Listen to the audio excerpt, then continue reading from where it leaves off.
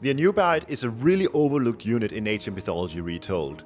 It costs only 100 food and 15 favor, which isn't very much for a myth unit, especially taking into consideration how easy it is to get favor with Isis and Ice and Anubis bonuses. It boasts an impressive 16.5 damage per second and deals triple damage versus myth units. It can even take down heroes, with its meager 0.5 multiplier versus heroes, making it deal 8.25 damage per second to heroes. It excels at raiding with its 5 speed and ability to jump long distances on top of villagers, dealing nice area of effect damage on landing. It's not the most durable myth unit in the game, but with the ability to easily run or jump away from trouble, you can retreat and heal back up as a way of keeping them alive. In the game you are about to watch, we see 3DB taking full advantage of this mythological beast, and I can promise you, it is great fun. Alright, we are in game and we are going to be looking at this sick strategy here from 3DB. I was watching Kevoth's stream when this game was being played and I asked him if I could get the recorded game and he very kindly obliged. So this is what we're seeing now. I already now know how this game is going. I already know it's going to be really, really sick. So just keep that in mind while I cast this here. In wedge. He's building a monument. Going 3 onto food, and then he's getting villagers onto gold already. Guessing he's going to chop down 8 wood here for the pickaxe. And then, I don't even know why he's doing this with the pharaoh. I think it's a lot more efficient to just stay on the granary instead of empowering the mining camp here. Either way, 3DB, he's an AoE 4 player. He's not completely familiar with all of Age of Mythology's the mechanics of Age of Mythology.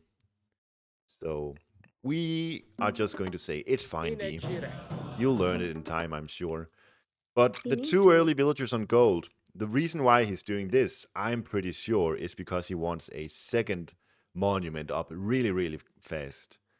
So watch out for that. And also also interesting to note the way that he's scouting with his priest here. Like a lot of people would just scout around their base first, and then they would maybe eventually scout their opponent's side. But B, he's scouting in a really interesting pattern with a far aggressive obelisk like this. What? Look at this build. Now he's got 4 on. Oh my god, I hate this so much. I really, really don't like this. It's kind of working out for him. This is so high effort what B is doing here.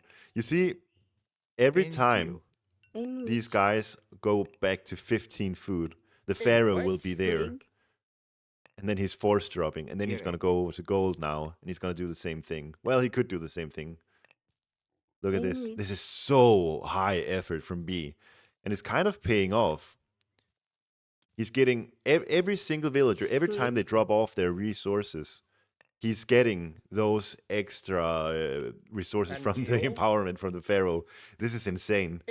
I initially said I hated it, but if you can get away with doing this, yeah, dude, go for it. I don't like doing this. I know I'm going to screw it up, but B so far hasn't screwed up.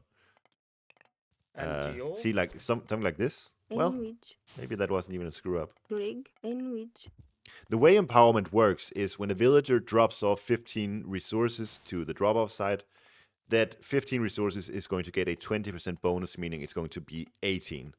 So whether you empower while villagers are not even dropping off resources or not, doesn't matter. And B knows this. So he's just playing like this.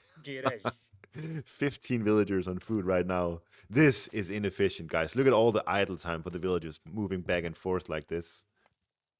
Some of the things that B are doing here in the archaic age are super interesting and super good too. Other things like having 15 villagers on 3 deer like this, not good, guys. Too much walking time and back and forth. Like these villagers walking back and forth like this, it's not good. It's not good. Very interesting either way from B. And now we could see a prosperity potentially. Gotta get these villagers under the mining camp. I would love to see that, but not quite yet. So far only one. Wait, there's a second monument. I was gonna say, I know where this game is going, so I know there's going to be plenty of monuments being built here from B. This is the second one so far. Moving forward, wait, 5 villagers onto the straggler tree here. I wonder what the wood is for. Ah, I think I know it. When you go through Anubis, you get access to the necropolis tech, and that costs, I think, 135 wood. So that's what he's trying to get, although he stops at 50. Maybe I'm wrong with the price. Maybe it's like 50 wood and a lot more gold or something. We'll see. Either way, B definitely doing a lot of interesting stuff here in the Arcade Gauge. Up through Anubis, not often that you see that. Here is the necropolis tech. 45 wood, 135 gold. So that's why he got 50 wood there. Still yet to use prosperity. And now he's building his third monument. This anubite is just going to go and destroy obelisks, which is always really high value for a myth unit like this. 5 speed, so you can really just run around and clear up the middle here, for example. You gotta love the the lineup here.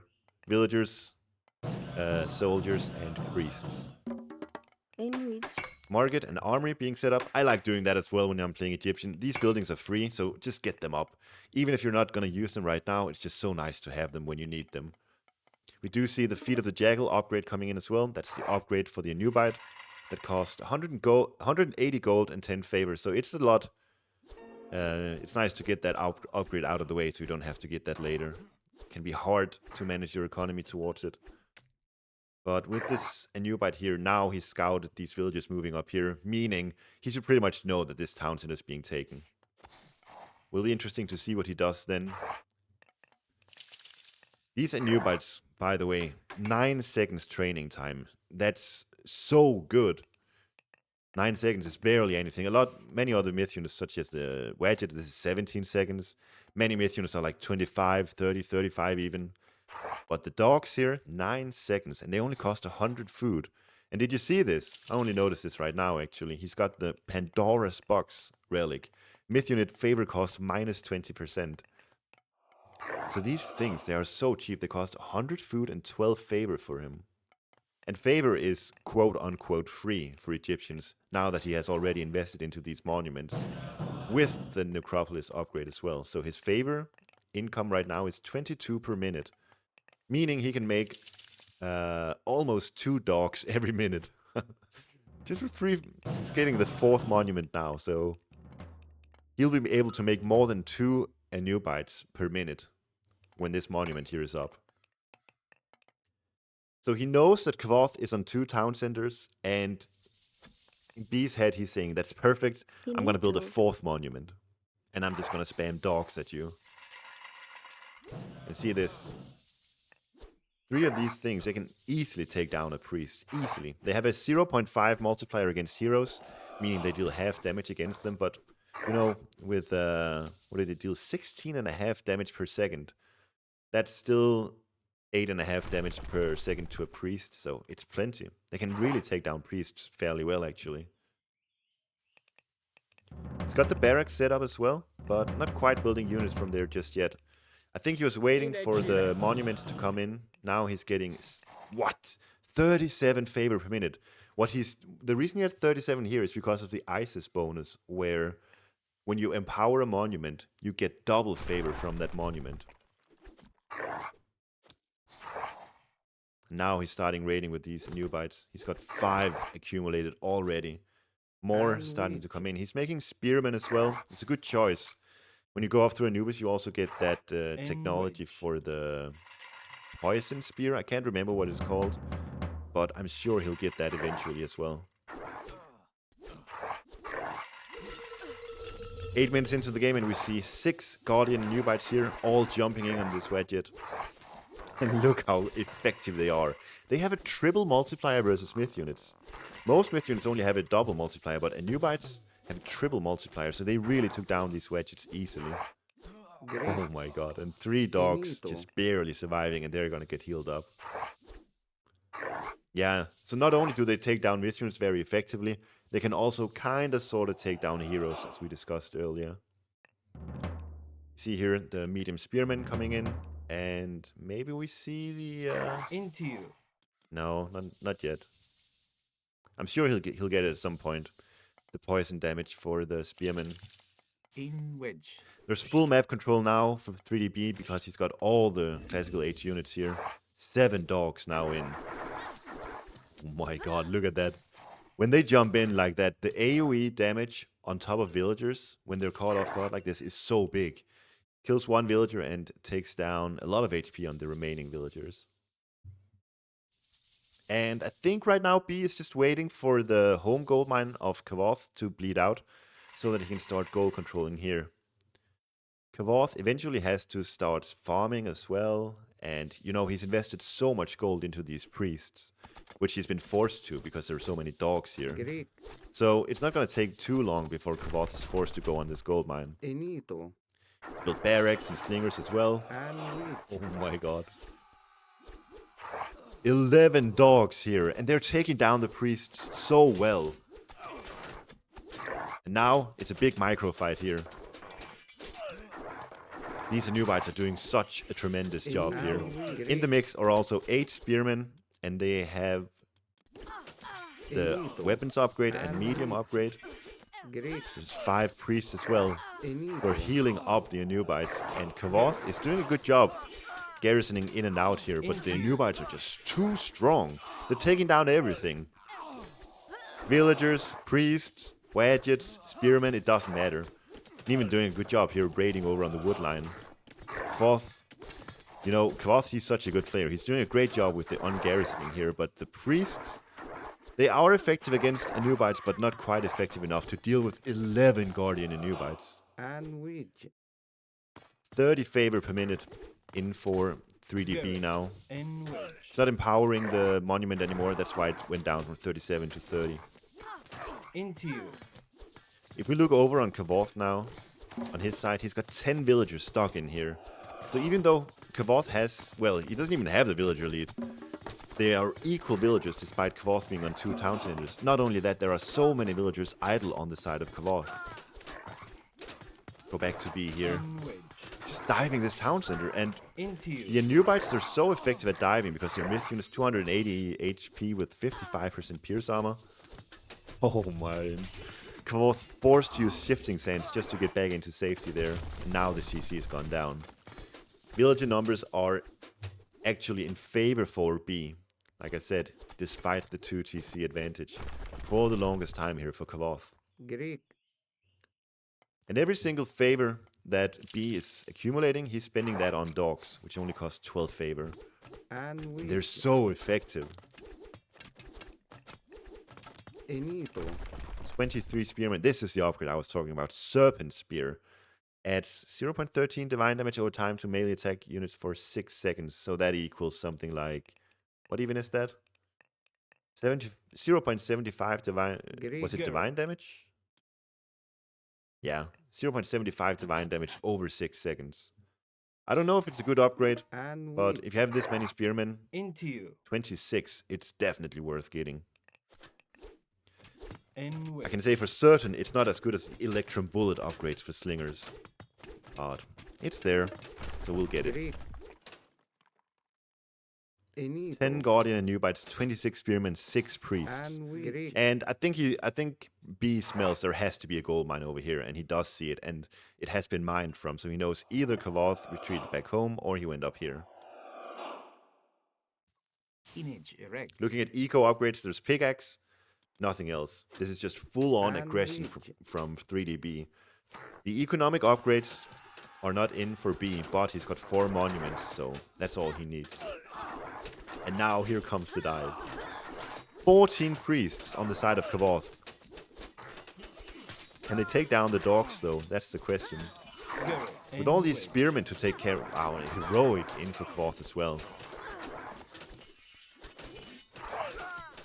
It's a really good unit composition from B with 10 Anubites and all these spearmen because the priests have to jump out of the TC like this. Tremendous micro from Kavoth. But the spearmen will very effectively take care of the priests when they get into range. You see such a noble effort from Kavoth here, but Even though he's doing such a good job, all his villagers are idle. He's not farming right now. Let's actually look over on Kavos' side here. Wait, he doesn't even have villagers in here. They're here. And so many over here, but they're being raided now. Really good awareness from B. 26 villagers over here getting raided while he's still diving over here. This is so hard to micro. These 14 priests are now down to 10 and they still haven't taken care of all the dogs. Kinda have now, but then over here.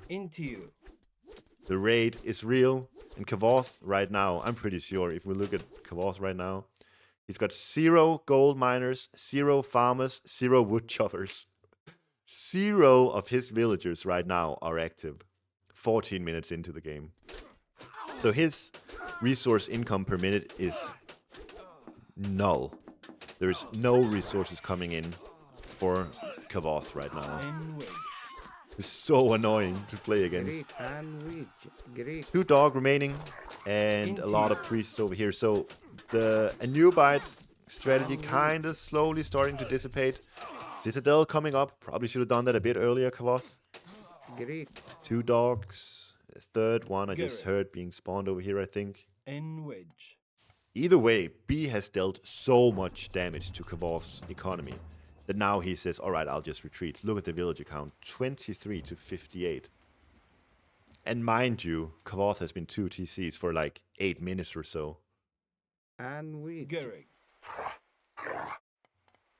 It's a big strangle here from B. Right now, just going full spearman with all the armory upgrades, the serpent spear and the medium spearman as well. Setting up a dock here, I think he's going to build a transport ship and then he's going to attack the gold mine here without Kavoth noticing it. Because the tower is here, if we look over on Kavoth's side, he's got vision of this. If you walk through here, Kavoth will know it. But if you go through the transport ship, it's going to be near instant. And he won't be able to react to it accordingly. Let's just see from Kavoth's perspective here what he sees. Because he's thinking in his head, alright, he has to move all the way through here. If he sees something, he'll just take these villagers, retreat back home. I don't think he's ready for the transport ship. You need to. Really good raid here with the 3 dogs. That's the thing with these anubites. You can do the all-in play that B has been doing this game, but you can also just raid like we saw here. Good reaction though from Kavoth. Whoa, there it was. The transport ship, and Kavoth is just not ready for it. Kavoth is just not ready. He was preoccupied over here, just like I was. And that's all the gold miners dead. 3DB victory. What a performance. What a strategy from 3DB. We love seeing these awkward strategies from B.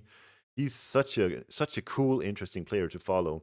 Always coming up with new ways to play the game, and yeah, it's a real... I love watching this guy play. He got 2 transport ships. They have 25 capacity. I don't know why he got 2. Either way, extremely well played by B. If you like this video, make sure to like and subscribe, and I'll see you guys later.